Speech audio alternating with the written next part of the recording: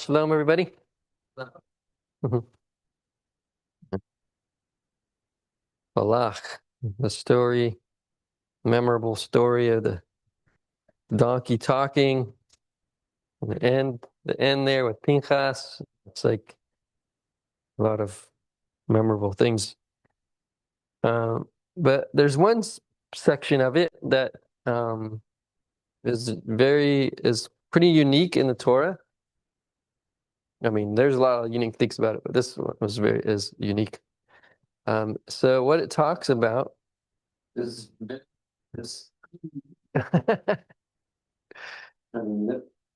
All right. So it's in Numbers 24, verse 17. Here's the quote. It says, Darach kochav mi Yaakov.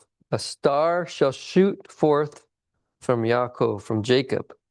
And so in this portion, this is probably the most explicit Messianic prophecy that we have in the Torah. So there's nothing else that's as explicit as this, and so I'm going to talk about that. So the star metaphor, represents we know it represents light, illuminate the darkness, cast out the darkness, and brings Hashem's will, right? Hashem's purpose to this world. And so from Rashi, he comments about this. He's the one who kind of breaks it down, that the star is the light, right? And the star is the light gets rid of darkness. So that's probably mostly where we learn about that. It was from Rashi. And then and so that star is a symbol of Mashiach, and that's what Rashi teaches. Also, in some other rabbinic teachings that we have, they teach that we can also be this star or this light, right? So they teach that every person has a spark of Hashem inside of them. In the Talmud, in Bava Batra, it says, Gadol Talmid Chacham yoter min Navi. So that means a Torah scholar is greater than a prophet. So they're saying that the light that you have, the knowledge that you study, when you learn, when you grow in Hashem, it's even better than being able to prophesy, because you can share that with everybody around you. It's greater because there's just more of us, right, than there are prophets. Okay. Another thing is interesting is that some of our sages, the Baal Shem Tov specifically, he applied that this spark, this star that may be in each one of us, is not just any spark, but is a spark of Mashiach. The spark of Mashiach, hints more of teaching about how we are also helping to redeem the world. Not just Mashiach, but us as well. And so this brings us over to what does Yeshua say, right? What does Yeshua say about this, our great rabbi? And I think he gives some pretty specific hints, or maybe not even more than hints, I feel like. So here, he says, he pretty much is saying that he is Mashiach, and then he also saying that we also have a part to play, right? So in John chapter 8, verse 12, he says, I am the light of the world. Whoever follows me will not walk in darkness, but have the light of life. It's pretty much saying that he's that star that was all mentioned way long ago in the Torah, right? But then he goes on at a different time. Well, maybe it might, I don't know when it was exactly the timing, but in a different gospel, he says in Matthew 5, verse 14, he says, you are the light of the world. A city set on a hill cannot be hidden. So he's also saying, you have a part to play, you are part of this redemption of the world, not just me. And so that's pretty cool. And so, what is that? What's this practical? How do we take this? How do we take this? If we also have a part to play, how does this? What does that mean for us? So I guess it means that redemption happens through us and not just to us, right? It happens to us, right? Hashem redeems us through Mashiach, but he also helps to redeem others through us, right? He helps us to share that message, share that light with all those around us, right? So it's happening through us, not just to us. So every act of kindness that we do, every listening ear, every nice thing, every truth that we share is part of sharing that messianic redemption with those around us, right? And so what are some, what's the challenge? What's the challenge this week? Or the challenge forever? The challenge is, let's perform random acts of kindness, right? Let us bring food to those who need it. Let us teach children that may not know. Tutor children if you have a chance, or just listen, right? Take the time to listen to people. Sometimes people just need to be heard, and you don't have to give them any advice. You just need to listen to them and hear what they're talking about. And if they ask for advice, you can share. But sometimes they just need someone to listen, to get things off their chest, right?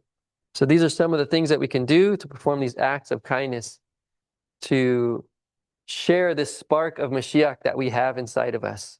And, in some sense, the more we do this, the more the world will be ready for Mashiach to return, right? I think in some ways, and there's a lot of sayings and Jewish sayings that if all the Jews all over the world would all keep one Shabbat, or maybe two Shabbats in a row, I can't remember which one it was, that the Mashiach would come, right? There's things like that, right?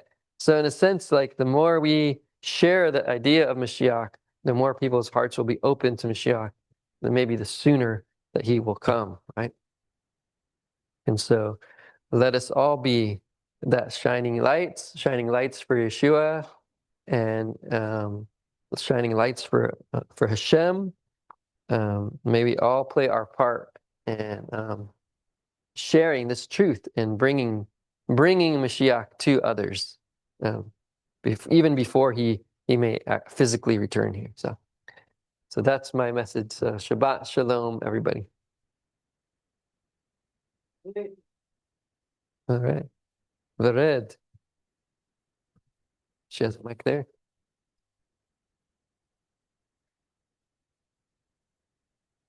Okay. Back. Can you hear me? Okay. Shabbat Shalom. Today I wanted to talk about something I thought that was very interesting in today's Parsha, which is called Balak. Don't worry, this is a short drash. Okay. This week I was listening to Ruben read a Midrash book to us kids, and I learned about the story of the talking donkey. I thought something was very funny because something I read in Ezekiel a year ago. First, I'm going to talk about the story of the talking donkey, because then what I am saying will make sense. Okay. When Balaam went with Balak's men, they were on a road riding donkeys. But God sent an angel to prevent him from going because God was upset he was going. God told Balaam he could only say what he says to him. But Balaam probably thought God would change his mind. Then, while he was riding his she-donkey, she saw an angel with a drawn sword, so she went off the path into a field. That upset Balaam, so he beat her so she would go back on the path. He probably was upset because he had ridden that donkey before and she was not stubborn before. Later, they were crossing a path with walls on both sides, and the donkey saw the angel again. She decided to push Balaam's leg against the fence, and he beat her again. The angel went up ahead, and when the donkey saw him, she crouched down. She could not go right or left because it was a narrow path. Then Balaam got mad and beat the donkey with a stick. Okay, this is where it gets kind of funny. The donkey starts talking, and Balaam talks back to it like it is a normal thing that the donkey is talking to him. I mean, he did do magic, so maybe weird stuff happened to him a lot. Then God opened Balaam's eyes and he saw the angel. He bowed to the angel and got all apologetic. But I am wondering, why did the angel not say, "Do not be afraid," to Balaam? I think he was used to seeing weird things, and also he knew it was an angel. Okay, now I'm going to talk about what I read in Ezekiel. It said that angels have the body of a human, but this is not the type of body people normally think of. Okay. On the angel's body, they have straight legs, human hands, 4 wings on 4 sides, and 4 faces. They also don't turn when they move. Their 4 faces are a human face, a lion, an eagle, and an ox. Also, 2 of their wings cover their bodies. Something even weirder is that they have fire under their bodies that follow them. This is not as creepy as the other thing they have. The creepiest thing they have is a wheel that follows behind them with their soul in it. Now I understand why angels say, "Do not be afraid." But how on earth was Balaam not afraid? Anyways, I think we all know the answer, which is he was a person who did magic. Okay, I need to give a response to that. Not sure why Rafi passed that one. But I believe that the reason why the angel didn't say, "Do not be afraid," to Balaam is because Balaam should have been very afraid, because he was about to do something evil, which is curse Israel for money. So the angel didn't want him to not be afraid. He should have been very afraid to do something that was against God's will. Angel was warning him. Okay, that's why the angel didn't say, "Do not be afraid," because when an angel says, "Do not be afraid," it's to encourage us. It's to give us courage in order to do something good for God that may seem impossible. But Balaam, he was also going to do something impossible, but God did not tell him to do it. So that's why he should have been very afraid. And another thing about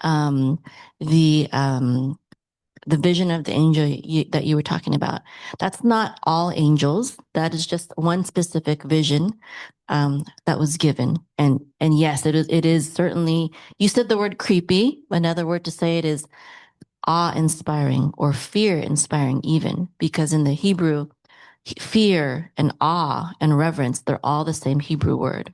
Okay, it can be either positive or negative. It really depends on the context. But I thank you for your initiative in telling your thoughts about this Torah portion, Bered.